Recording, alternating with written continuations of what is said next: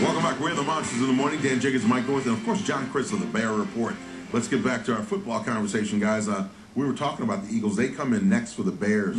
What did you see, if anything, yesterday against the Chargers that gave you pause to say, well, you know, this is going to be another tough one for the beloved? Well, of course, it's 450 yards passing from Donovan McNabb. That has something to do with it. When you have a Bears secondary that, yes, they played well this past Thursday, but that was Alex Smith, and that was a wide receiver core that's really not going to make you too nervous. But all of a sudden, Donovan McNabb, since they don't run the ball anymore with Westbrook or McCoy or anybody, they've got a couple of young wide receivers that are going to make the Bears very, very nervous. Deshaun Jackson's a guy who can score from absolutely anywhere on the field. Jeremy Maclin is the guy the Bears really liked in the draft before they gave all their picks away. He's played pretty well as a rookie as well. And another underrated guy, they don't have L.J. Smith anymore. That tight end, Brett Selleck, is a pretty good player, particularly in the red zone. So if I'm Lovie Smith and I'm coming up with a defensive game plan, I'm not too worried about them running the ball because Andy Reid has proven he'll throw it 50 times and run it about 8 or 9. Yeah. You know, the interesting thing, though, when you throw the ball that much, and again, 450 yards, extremely impressive. Sure. But, again, never confuse activity with accomplishment. Right. A lot of that done from behind to get some soft coverage.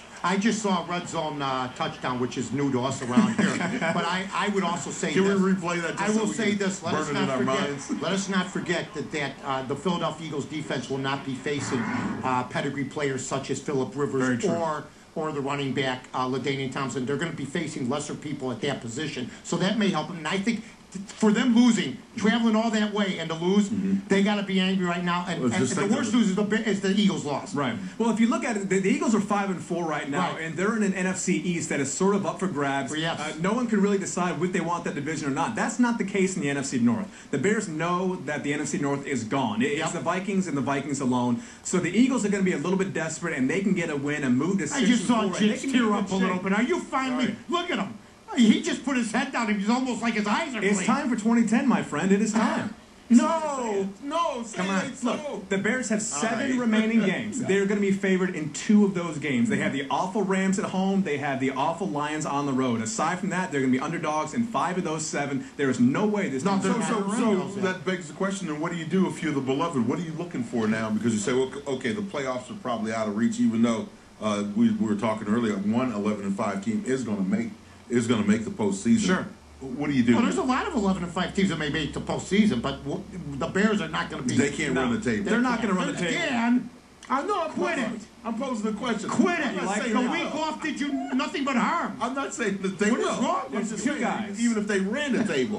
There's 2 guys I'm really looking at. One on offense, one on defense. At the wide receiver position, I want to see more of Devin Romashadu because he finally had a catch. He finally had a catch, but he's the big receiver. If he can prove that he's a big receiver and give that presence in the red zone that maybe Jay Cutler is missing, that's a stepping stone toward next season. On the other side of the ball, why is Jerron Gilbert not playing? He's your top draft pick. You drafted because of his versatility to play tackle, to play end. They can't wait to get tackle. You don't know what's going to happen with Tommy Harris. He could barely be gone because he has a $2.5 million bonus that's due in a couple of months, and he might be able to play end. And you don't know what's going to happen with Adewale Agunleye. If he can play one of those 2 positions, you're a little bit closer to figuring out your defense next year. I also have to ask you about yesterday another columnist who wears an orange blazer with a blue ascot. There's nothing wrong with that. Saying that the Bears should probably revamp the offensive coaches, that Lovey's not going anywhere and stuff like that. How did that work out, revamping the defensive end? How's that been working? It didn't work out very well. And who did all that?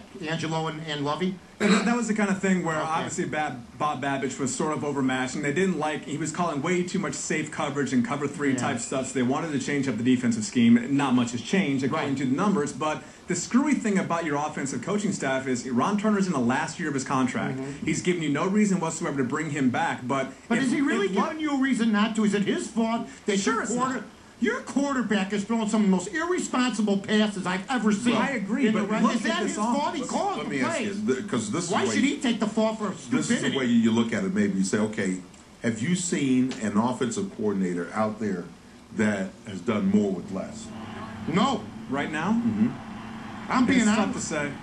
Those screen plays, I remember when everybody said he never calls a screen. That's their best play, and he sticks with what's working. It's not his fault that Jay Cutler decides to throw in a triple coverage. I see 2 things, actually 3 things working against Ron Turner and what he would probably like to do. One, quarterback being careful. Giving the ball. Quarterback play number one. The running back situation not really is clearing itself up until recently. And that, I think, was a direct result of what was going on up front. Up front, of course. The one thing that I see as a positive is what has happened with the wide receivers. Now, I don't know if that's because, this guy's made them better.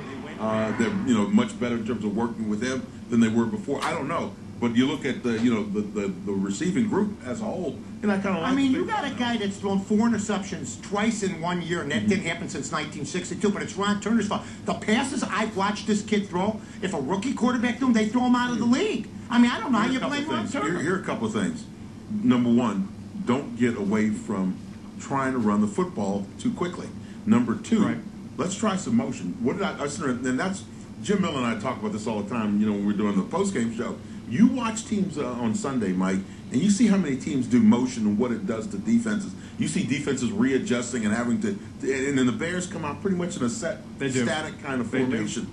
And and I think what it does is it relaxes the defense, so they don't have to worry about the mind games that you're trying to play with. I'd like to see them do more motion. Let me make 2 comments going back to what you were saying earlier about the receiving core. Yes, I'm very impressed about what Devin Hester's been able to do. If he gets 1,000 yards this year, I think we'll all tip our cap and say, "Good job, young man." But he's still not a number 1 in this league, and you saw some of that against the 49ers. Just some of the instinctual things he still doesn't quite know yet. When to break off a route, how to run the scramble drill. That's what a Larry Fitzgerald does. Devin Hester's never going to be able to do that. And going back to Ron Turner, I know he's not the 100% scapegoat. It's easy to get rid of him and say he's the coach's fault. But look at this. How different is this offense with Jay Cutler versus how it was with Rex Grossman, Brian Greasy, Kyle Orton? It's essentially the same offense, which tells me he's trying to pigeonhole guys into his system instead of building a system around the talent that he has. You've got a really good quarterback that is mobile with a big arm. You're not scrambling him and getting him out of the pocket and using those play-action bootlegs. He was great at that in Denver. Lovie Smith won't allow that. He doesn't want the field cut in half. He said it himself. He says, "I don't think that's the right thing to do. We have a good enough quarterback that he should be able to scramble left or right." How about the fact that he does Lovie Smith know about offensive football? Well, that's my point. But let me ask you something. Shouldn't Cutler be running once in a while? Sure, should he take advantage? I saw quarterbacks running all day. Is that fact? Well, then when he threw that pick, should have run the game. Yeah. San Francisco. But here, I'm gonna maybe there's people in the USA Today. Fox's Terry Bradshaw called Cutler, who's Bears Saint, to 4-5. The biggest disappointment of the year. Didn't say it about Turner. Didn't say it about anybody else. The biggest disappointment of the year after he took the NFL lead in interceptions. Jimmy Johnson comes back and said, it's all about attitude. Jay Cutler has thrown 7 red zone interceptions in the last 11 games. Tom Brady has 6 for his career. Now, we shouldn't be comparing Cutler to Brady. We should be comparing Jay Cutler to Rex Grossman. No Turner, no Bears, nothing mentioned except from 2 national guys that know their football, that Jay Cutler looks more than Rex Grossman. It's hard to disagree with a lot of that because, Rex Grossman took the Bears to the Super Bowl and a 13-3 record in 2006. He threw 20 interceptions. 20. And people couldn't wait to get rid of this guy. So you look statistically at the numbers, and of course Jay Cutler's getting a little bit of a pass. No. However, he's a new player on a new team. He's still figuring out. I don't think Ron Turner has given him enough to work with in terms of flexing his scheme to do things that he really does well. Hey, how many games that Super Bowl season did Rex start? He started all 16. He was the first Bears quarterback since Eric Kramer. Devin Hester went by running back kickoffs. Devin Hester probably won 2 of them by himself. Absolutely. Yeah. And he won the Cardinals game by himself, and he won the Rams game by himself. And he also set the Bears up plenty that year. Sure, he did. With great field position. Yeah, field position advantage that year was unprecedented. And they couldn't wait to take him off the field. Right. Well, maybe you go back and review the tapes and figure out something that you need to get back to doing. Yeah. Just saying. I think you're probably right. You're going, my friend. I might be going there this evening.